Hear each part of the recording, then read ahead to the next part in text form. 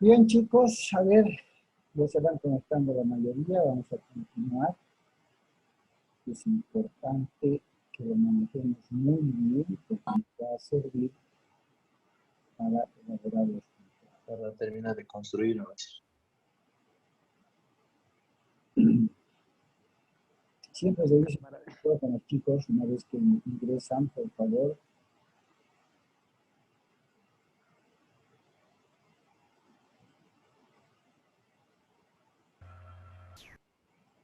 Y por favor no se olviden registrarse en el chat. Estoy revisando y hace un momento tengo 18 personas registradas y no estuvimos más de 43. Entonces, por favor, tengan cuidado. Regístrense en el chat. Doctor, buenas noches. No sé si nos podría hacer el favor de facilitarnos los links de las clases virtuales desde la primera semana, por favor. Como no tenemos acceso, digamos, a plataforma.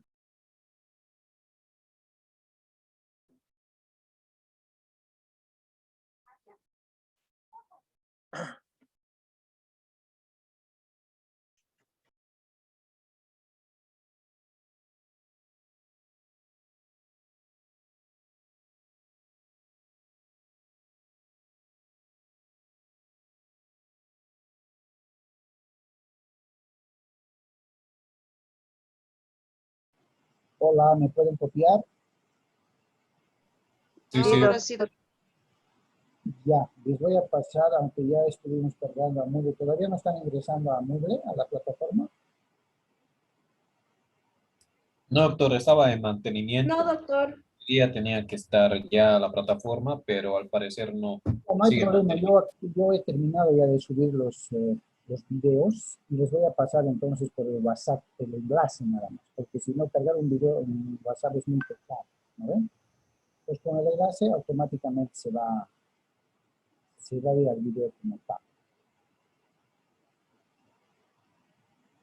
Y les voy a pasar también las diapositivas que estoy dividiendo por temas, mientras tengan el acceso al WhatsApp. ¿Está bien? Está bien, doctor. Ya, no se preocupen. Bien, a ver, que vayan ingresando. Entonces, fruto de estas teorías, mientras van ingresando los chicos, fruto de estas teorías es que se genera la constitución de una regla general y una regla específica. Está plasmado en nuestro Código Civil, chicos, en el 455 y 461, y en toda la redacción del Código Civil. Ustedes específicamente no me van a dejar mentir, siempre van a encontrar en alguno de los artículos las palabras salvo pacto o acuerdo distinto de las partes, salvo disposición diferente de una de las partes, salvedad o excepción, ¿cierto? Siempre van a encontrar. Y en materia de contratos también. Hay preceptos legales que van a determinar una cierta condición o una cierta regla, y puede haber un punto y coma, salvo que las partes acuerden cosa distinta. Pues estás respetando la libertad contractual con esa palabra salvo, ¿no? Está diciendo, esto es lo que dispongo como norma civil, salvo que las partes lleguen a acuerdo distinto, pero que no se salgan del margen de la ley. ¿Ya? Entonces, en cuanto al momento y lugar de formación del contrato, después de leer las teorías, la regla general establece que el contrato se forma en el momento en que el oferente tiene conocimiento de la aceptación por la otra parte y en el lugar donde fue propuesto. Esa es la regla que debe prevalecer. Pero ¿qué ocurriría si el ofertante o el oferente está en Tarija, en la otra parte está en Cochabamba, y el inmueble que se está promoviendo para su venta está en Oruro? Según esta regla general, nos está diciendo que el contrato se forma en el momento en que el oferente tiene conocimiento de la aceptación de la otra parte y en el lugar donde ha sido propuesto. Y la regla especifica esa salvedad que la misma norma crea más bien, es salvo pacto o disposición diversa. En el ejemplo que les doy, el propietario vendedor está en Tarija, tiene su domicilio en Tarija. El comprador radica en Cochabamba. El terreno ofertado, el terreno que va a ser objeto del contrato, está en Oruro. El comprador se ha enterado por medio de una publicación de periódico a nivel nacional. Se vende el lote del terreno, ubicado en la ciudad de Oruro. Llamar a este número. Resulta que ese número es de Tarija porque el propietario, el vendedor está en Tarija. Lo llamo desde Cochabamba, interesado, y ahora con la tecnología que hay, le digo, mándeme los papeles, por favor, fotos, para que lo pueda hacer verificar, revisar, leer. Me manda la información, la documentación, y resulta que el interés que tengo está intacto porque la documentación al parecer está completa. El terreno está en Oruro. Bajo esta regla general, ¿sí? ¿Dónde y en qué momento se forma el contrato?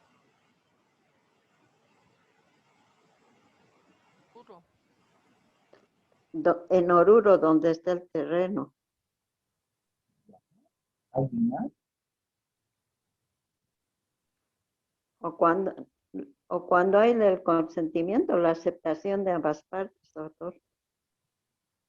Eso tendría que ser, yo comprador llamo por teléfono, de pronto he tenido la oportunidad de hacer verificar en Oruro con algún conocido, con algún familiar, me dicen que todo está bien, que el terreno es bonito, me manda fotos, he verificado, ¿cierto? Y le he llamado al vendedor, al oferente, y le he dicho, acepto, quiero comprar. Adelante, Luciana. Doctor, no es una pregunta, solo quería decirle que no le entiendo muy bien, se le oye un poco opaco. ¿Cómo me están copiando, chicos? Bien, doctor, claro. Doctor, se me está escuchando un poco opaco. Doctor, se le escucha como si estuviera, digamos, lejos de la computadora. Ah, o sea, Yo también lo escucho, señor. un poco lejano. Yo Sí, le Sí, escucho doctor. claro, doctor. Yo le escucho claro. Ya. Bueno, creo que esa parece la única persona que escucha, porque la mayoría escuchamos, doctor, como si estuviera lejos. Yo le escucho Tal vez claro, porque doctor. estoy en computadora, ¿no? Porque le escucho claro. Ya, perfecto.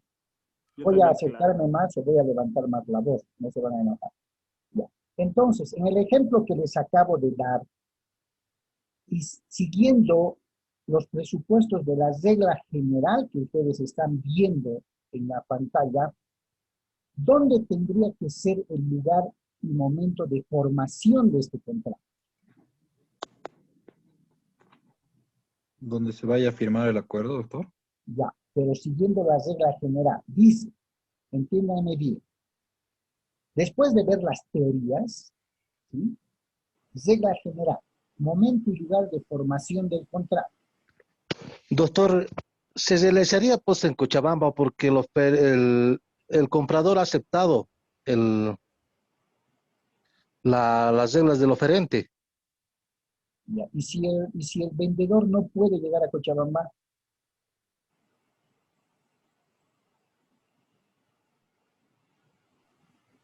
Doctor, ve, sería en Oruro, doctor, porque es el lugar donde fue propuesto. ya. Analicemos lo que dice la regla general. El contrato se forma, ojo, en el momento, hablemos del momento, en que el oferente tiene conocimiento de la aceptación. Claro, cuando el comprador le está manifestando de que acepta la propuesta, está Su interesado aceptación. en el lote y le dice, firmemos el contrato. ¿No ve? Ese es el momento. en el momento en que el oferente, el que ha propuesto vender su terreno, escucha y toma conocimiento de la aceptación del comprador. ¿Ya? Permítanme, siguen entrando los chicos. Perfecto. Ese es el momento de formación del contrato.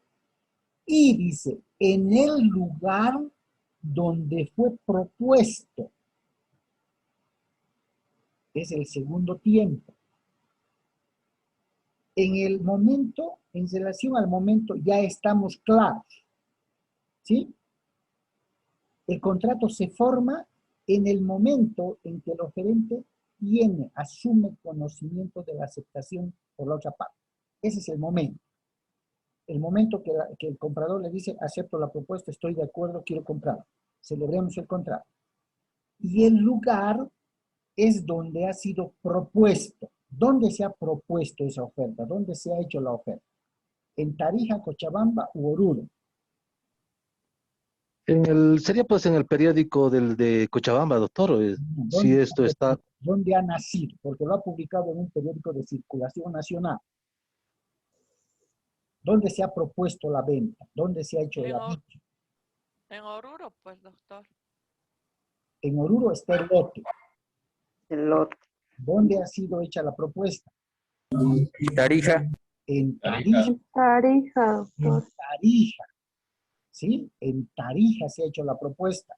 Y gracias a esa propuesta, valga la redundancia, puesta en un periódico de circulación nacional, es que el comprador, el interesado, se ha anoticiado, le ha interesado ese lotecito en Oruro y ha tomado contacto con el vendedor.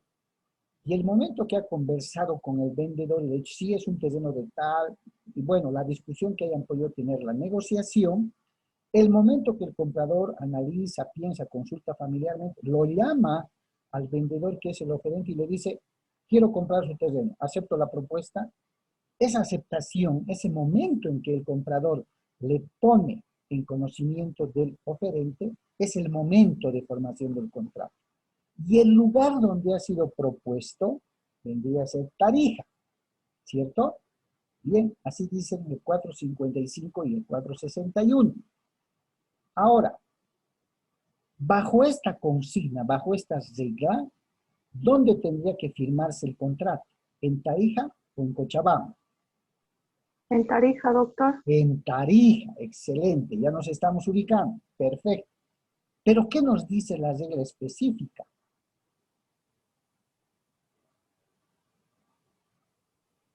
Salvo pacto o disposición diversa. ¿Quiénes van a usar esta salvedad? El vendedor y el comprador. Exactamente. Ambos. ¿Qué tal si el vendedor dice, le dice, mire, yo estoy yendo en 2 días más a Cochabamba, podemos finiquitar el negocio jurídico ahí? Y el comprador dirá, perfecto, lo espero acá con toda la documentación para que podamos firmar el contrato. O de pronto dicen, se ponen de acuerdo, ¿qué le parece? Nos veremos en Oruro, visitaremos el lote, aunque ya lo conozco por fotografías o video, y nos vamos a la de un abogado para firmar el documento de compra B. ¿Se respetaría ese criterio? Sí, doctor. Sí, doctor. ¿Bajo qué presupuesto respetaríamos ese criterio? Bajo el presupuesto de la regla específica, porque la regla específica nos está diciendo que independientemente de la regla general, se va a respetar el criterio, pacto o acuerdo diverso a lo que nos está diciendo la regla general, ¿sí o no?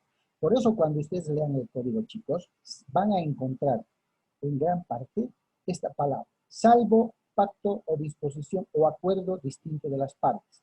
Salvo que las partes dispongan otra cosa distinta. Es la regla específica. Allá donde ustedes identifiquen la palabra salvo, está usando el Código Civil, la regla específica. Y cuando lean algún artículo que disponga de manera textual, el lugar del contrato en esta situación será, por ejemplo, que vamos a ver ahorita, el lugar del contrato entre presentes es el lugar donde las partes se hallan presentes.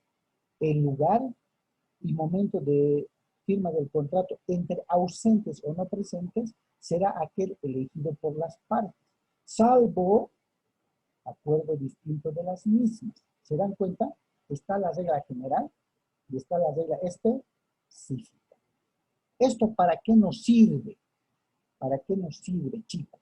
En la vida profesional, en el ejercicio profesional, nos va a servir para cuando algunos clientes o algún cliente se aproxime a su despacho y les diga, mire, quiero comprar un lote que esté en Santa Cruz, en el famoso Urubó.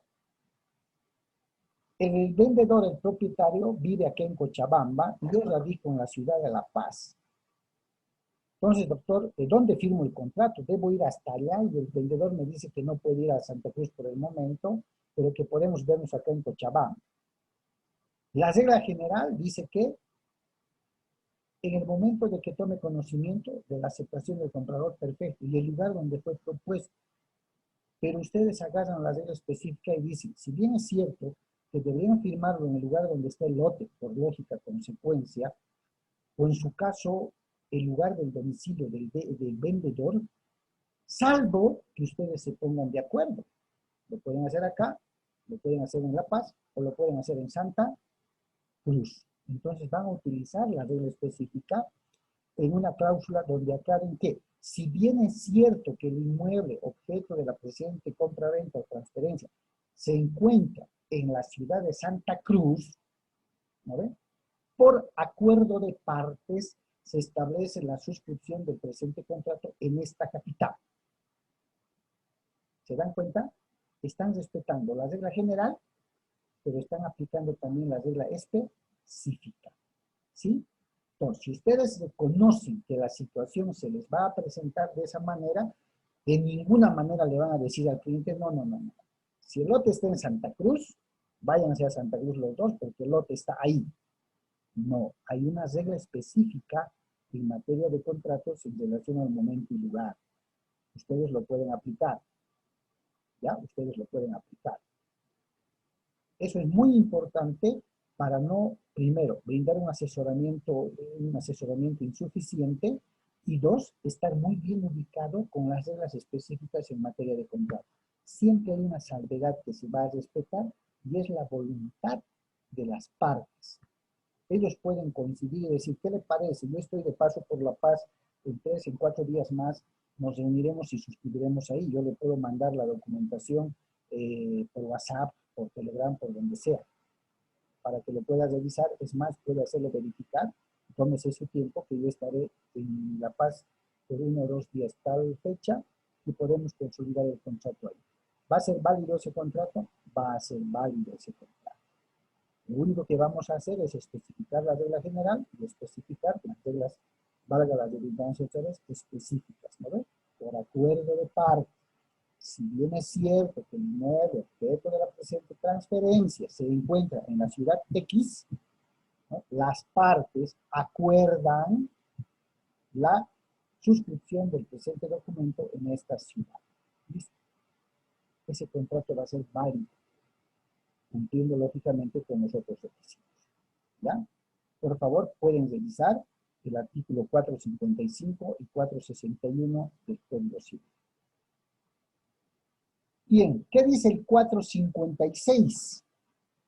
La aceptación que introduce modificaciones en la oferta se considera nueva oferta. Lo que hablábamos hace un momento, pero esto ya es ingresando a lo que establece el Código Civil. Yo me entero que el automóvil en el que estoy interesado, cuesta $12,000, ¿no? Esa es la propuesta, la oferta del vendedor. Le digo, mire, yo estoy muy interesado en su vehículo, de verdad, quiero comprar su vehículo, pero el precio me parece algo caro, ¿no? Yo quisiera ofertarle que le pago 10,500. Esa modificación en la oferta original, ¿sí?, la transforma en una nueva oferta de parte del comprador. Si yo estoy modificando el precio, le estoy proponiendo. ¿Qué voy a esperar? La respuesta o aceptación del vendedor, ¿cierto? Hay un cambio de criterio de las partes y posición de las partes. Si el vendedor dice, ya, ¿sabe qué? necesito venderlo rápido por tema tiempo, por tema lo que sea. Listo, quedaremos en 10,500. El momento del contrato ha sido la aceptación, ¿cierto? El conocimiento de la aceptación de la otra parte. Y el lugar será acordado por las partes, y si están los dos en la misma ciudad, bueno, va a ser ese el lugar del contrato. A eso se refiere. Ahí está, ¿no? Se considera nueva oferta. 457. ¿Se podrá ejecutar un contrato sin respuesta previa? No, doctor. Ajá. Naturaleza del negocio. Acá, en algunos de los contratos que vayamos a analizar posteriormente, van a encontrar en la redacción del Código Civil la frase usos y costumbres. ¿Ya? Van a encontrar en base a los usos y costumbres, además de la naturaleza del contrato o del negocio jurídico. ¿Qué nos dice el 457 de forma específica? Ejecución sin respuesta previa. Fíjense, si de acuerdo a los usos o a la naturaleza del negocio o por solicitud del oferente, la prestación ha de ejecutarse sin respuesta previa, el contrato se forma en el momento y en el lugar donde se ha iniciado, donde se ha comenzado la ejecución, con la responsabilidad de darse a la otra parte aviso inmediato de que se ha iniciado a ejecutar, a cumplir el contrato. En caso contrario, se debe resarcir el daño ocasionado. Ustedes se preguntarán, ¿y cuál es esa naturaleza de negocios en los que podría iniciarse el cumplimiento del contrato o a ejecutar el contrato sin la respuesta previa? ¿Dónde encontramos los usos y costumbres? A ver, ¿dónde es usual? Tenemos que recordar que nuestro Código Civil está en vigencia desde 1900. ¿Quién se acuerda?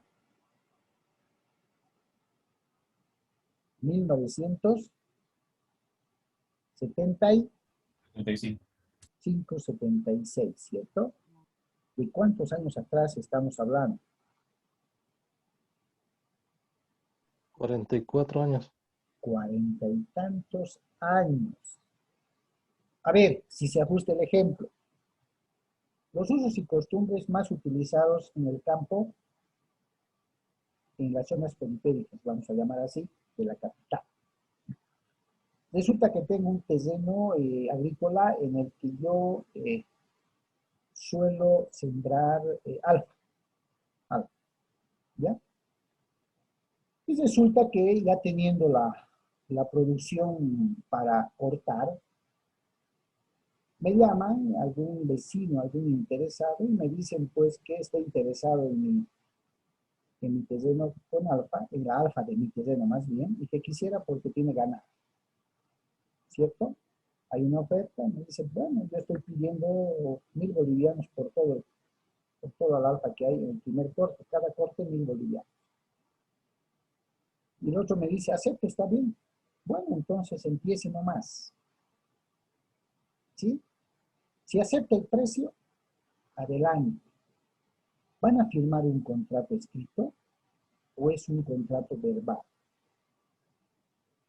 Verbal. Es verbal. ¿Por qué? Doctor, Verbal, en la doctor. mayoría, Ah, esa palabra me gusta. ¿En la mayoría de qué? en la mayoría de los casos cuando es en el campo, entonces lo que más hacen prevalecer es de manera verbal, doctor, porque confían entre ellos, digamos, no como aquí en la ciudad, todo tiene que ser contrato. Ya. Es más, requerirá incluso si ha cortado ya una vez para el segundo corte, ¿lo podrá hacer una vez que otra vez la alfa vuelva a crecer? Sí, yo Sí, creo no. que sí, doctor. porque Siempre lo, el le pregunta doctor primero. tenga la aceptación, o sea, la oferta de la persona dueña. Puede No, continuar haciéndolo, Sí, pero a eso le siempre que llamamos, acepte. como decía hace un momento Silvia, como decía, en ciertos sectores, en el campo especialmente, la palabra cuenta mucho, porque por los usos y costumbres. ¿Sí o no? Esta clase de negocios jurídicos, porque son negocios jurídicos, son contratos, ¿cierto? Los celebran de manera normal y no requieren de formalidades porque su cumplimiento estaría garantizado por los usos y costumbres. Y hay una serie de acuerdos que por usos y costumbres se suele ejecutar, ¿sí o no? Yo he conocido muchos como que, perfecto, entonces te contrato, hagamos el contrato verbal, tú sabes cómo se maneja acá, haz el corte y es más, he visto alguna vez que cuando llegue el riego y me toque la mitad, por favor, riegas el terreno, germina o crece otra vez la alfa o el alfa, ¿cierto? Y le avisan y le dicen, te cuento que he procedido al segundo corte, ¿dónde te lo deposito, te lo llevo? ¿Sí o no? Por uso sí, costumbres, ¿ya?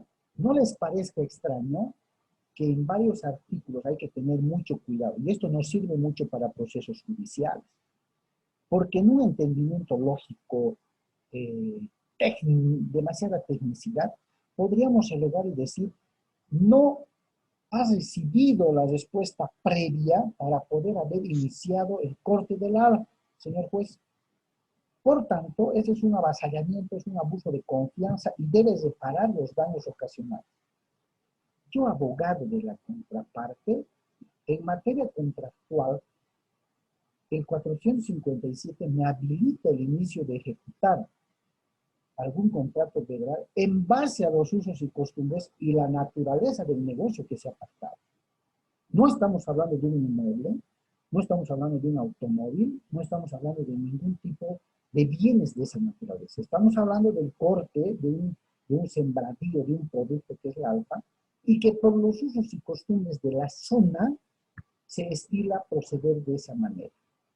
He pagado, mi cliente ha pagado el costo, estamos dispuestos a reconocer si ha habido alguna elevación de precio. Por tanto, acá no hay ningún hecho irregular que se haya podido cometer. Porque nuestro Código Civil, créanme, respeta mucho en algunos negocios jurídicos los usos y costumbres. Y es cierto lo que Silvia decía hace un momento. Fuera de temas de contratos, chicos, en el campo todavía se maneja que la palabra de las personas tienen mucho más valor que un papel por el tema de decoro y honor, ¿no? Mi palabra, te doy mi palabra de honor, así más o menos. De ahí que el Código Civil no es extraño a citar ciertos negocios jurídicos, dependiendo del lugar, dependiendo de la naturaleza de negocio jurídico o acto jurídico que vamos a acordar. Por eso les he encerrado con rojo el término naturaleza del negocio. Imagínense, a ver, ¿me vendes tu casa? Sí, pero el precio debe estar como el lote, ¿no? Porque son construcciones de adobe. Te propongo tanto. A ver, lo voy a pensar, consultaré con la familia y todo. Y sin recibir la respuesta previa, empiezo a demoler los cuartos de adobe. ¿Es procedente la aplicación de este artículo? No, doctor. En ninguna parte, pues, estamos hablando de primero que la naturaleza de ese tipo de negocio jurídico tiene que ver primero con un inmueble, así sea rústico, pero nadie puede ir a ejecutar el contrato sin haber recibido la aceptación plena y la celebración de un contrato, ¿sí o no? Seguro que yo que voy a ir a derrumbar, voy a tener que reconocer daños y perjuicios. ¿Por qué? Porque no hay ningún uso y costumbre que me habilite, según la naturaleza del negocio jurídico, que vaya y ejecute sin respuesta previa. ¿Se dan cuenta? Ese es un tema que hay que diferenciar. Y esto nos sirve mucho cuando hay procesos judiciales, especialmente. Hay que analizar muy bien los preceptos con los cuales o vamos a demandar o vamos a defender a la parte demandada. ¿Ya? Bien, continuemos. sin respuesta previa, comenzando la ejecución. Bien. 458. Revocación de la oferta y de la aceptación. Esto también es muy importante. Es el famoso se ha desanimado. Ya no quiere vender, ya no quiere comprar. Pero estos 3 párrafos hay que analizarlos también bien. ¿Se ven las letras azules que les he puesto? Sí, Sí, doctor. doctor. Por favor, en materia civil, una palabra puede cambiar el sentido de las cosas. ¿Ya? Revocación de la oferta. Revocar quiere decir dejar sin efecto, cambiar, modificar. ¿No ven? Y la aceptación lo propio. Mientras, dice el párrafo 1, mientras la aceptación no llegue a oídos o a conocimiento del oferente, la oferta puede ser revocada. Si yo he hecho una oferta, mientras no me llegue la respuesta, la aceptación de la otra parte, puedo dejar sin efecto mi oferta y modificarla, ¿o no puedo? Puedo. ¿Por qué? Porque no tengo conocimiento de cuál es la respuesta de la otra parte. Párrafo 2. Pero cuando sin tener noticia de la revocación, lógicamente hablando del oferente, el aceptante hubiera comenzado de buena fe la ejecución del negocio, se hace beneficiario de la indemnización que debe reconocer el oferente por los gastos o pérdidas que puede sufrir. Comprensible, ¿no ven? Y esto tiene enlace este párrafo con el 457. Va a intervenir los usos y costumbres, ¿cierto? Si después, por los usos y costumbres, yo he empezado a ejecutar porque no tenía conocimiento de que el oferente cambió de opinión, revocó su propuesta, lógicamente que me ha perjudicado, ¿sí o no? Por ahí he metido peones, he pedido personas para que me corten, he pagado y debo ser resarcido en los gastos y pérdidas que he sufrido. A eso se refiere. 3. Habla de la aceptación. La aceptación puede asimismo ser revocada antes de llegar a conocimiento del oferente. Eso es subjetivo, porque yo, otra parte, que debo aceptar o puedo modificar la propuesta, debo dar una respuesta, pero puedo modificarla o revocarla antes de decirle al oferente, antes de que llegue. Esto se ve en los temas escritos, además, cuando hay las famosas cartas de propuesta, que antes se manejaban mucho, hoy ya no. Creo que ahora todo es presencial o vía electrónica, ¿no? Vía videoconferencias, videollamadas. Pero la figura jurídica es clara. La aceptación también puede ser objeto de revocación por parte del aceptante, pero esta revocación va a tener validez sin haber llegado al conocimiento del oferente. ¿Ya? Sin haber llegado al conocimiento del oferente. Hoy por hoy se estila, reitero, que las cosas sean cara a cara, sean presenciales, sean revisando documentación, dependiendo del tipo de contrato que vamos a suscribir. Pero es importante conocer esto, ¿ya? Porque hay veces que, sin haber suscrito un documento todavía, llega una propuesta y contrapropuesta, el comprador cree que ya tiene un acuerdo o preacuerdo, sin saber que el oferente ha cambiado, ha modificado, ha revocado su propuesta y viceversa, ¿cierto? Entonces hay que tener cuidado, incluso de mencionar, cuando piden asesoramiento a las personas, dicen, quiero que me los revise, por favor, doctor, doctorita, estos papeles, el señor es el propietario, yo quiero comprar, estoy interesado, pero quiero ver las condiciones en las que se encuentra, ¿no? Y el abogado revise esa documentación y les debe advertir. Bien, la documentación la veo perfecta, la veo bien, cumple con todo lo que debe cumplir. ¿Cuál es el acuerdo al que han llegado? Otro dice, la estoy vendiendo en $90,000. Otro dice, no, pues es mucho. Entonces ustedes, de pronto a veces el abogado dice, bueno, para celebrar y elaborar el contrato, o para elaborar y celebrar, ustedes tienen que ponerse de acuerdo. Y cuando se pongan de acuerdo, como Ana María decía hace un momento, cuando se pongan de acuerdo en las condiciones del contrato, el contrato se va a elaborar, ¿cierto? Ese es el criterio que ustedes deben plasmar. Porque a veces queremos vender y comprar un lote, perfecto, o sea, revisan la documentación, perfecto. En cuanto han quedado, él dice 70,000, ¿no? Pero yo le he pedido 60,000. No, dice, no, 60,000 no lo voy a vender. No, pero de una vez, mire, no, no lo voy a vender. Y se pasan ahí 1 hora, 2 horas tratando de consensuar recién, cuando, cumpliendo las reglas del momento y lugar del contrato, ya se tuvieron que poner de acuerdo y lo que el abogado hace, plasmar ese acuerdo en las cláusulas y condiciones del contrato. ¿Estamos? Bien, continuamos. Ahí está, ¿no? Debe resarcirse el daño cuando se ha hablado de mala fe. Pero ¿qué pasa si en el transcurso de llegar a un acuerdo para celebrar el contrato se genera la muerte o incapacidad de las partes? El que me propuso vender, en la negociación resulta que fallece o se genera su incapacidad. El 459 establece esta salvedad que se puede presentar. Dice, si el oferente fallece o pierde su capacidad de contratar antes de conocer la aceptación del comprador, hablemos como ese ejemplo, la oferta queda sin efecto. ¿Cierto? ¿O es que los herederos podrán asumir la responsabilidad de mantener la oferta del fallecido? No. No. ¿Por qué? Hasta que no se dé Declaren la herederos. herencia. Y porque además el contrato estaba en camino de poder perfeccionarse, ¿cierto? A veces los hijos no conocen cuáles son las condiciones en las cuales los papás están negociando algo, ¿sí o no? Entonces, sobre lo que no conocen, mal podrían hacerse responsables. De pronto pueden hacer una nueva oferta.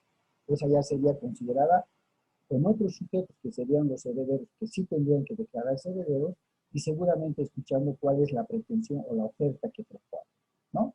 Lo cierto es que si el oferente fallece o pierde su capacidad para contratar antes de conocer la aceptación, esa oferta queda sin efecto automáticamente. Queda igualmente, establece el párrafo 2, sin efecto, si el ofertatario, hablemos así del comprador, fallece o pierde su capacidad antes de que su aceptación hubiese llegado a conocimiento del proponente u oferente. Es un acto jurídico recíproco el que va a acontecer, ¿cierto?, como causa del fallecimiento o que se genere la incapacidad de las partes. Además, es lógica consecuencia, ¿cierto? Si fallecen o por algún motivo o accidente o una enfermedad súbita pierden la capacidad para contratar, ya no son legalmente habilitados para poder suscribir contratos, ¿cierto? Están incapacitados o finalmente han fallecido. Bien, chicos, estamos a 1 minuto de terminar esto. Esto es importante, así como les estoy explicando parte por parte, porque esto nos va a servir para poder redactar los contratos y además establecer cuándo puedo hacer yo como abogado un contrato o cuándo no lo debo hacer y asesorar a mis clientes de que ese contrato no va a tener valor. ¿Listo? Acá vamos a quedar, por favor. Acá vamos a quedar y así como, bueno, ya lo tengo organizado, les voy a ir pasando los enlaces nada más de los videos de las clases y estas diapositivas disgregados en tema. Estaríamos viendo el tema 3, ¿ya? Y básicamente vamos a ir, sí, relativamente avanzando. Gracias por su asistencia, espero que se hayan registrado en el chat del Zoom y nos estamos viendo la próxima clase. ¿Okay? Doc, buenas noches. Hola, Pamela, ¿de dónde aparece? Gracias. Doctor, no puede ingresar. ¿Me puede tomar en cuenta, por favor? Registrate, por favor, en el chat. Chao, chicos, a todos. Gracias. Hola, doctor. Doctor.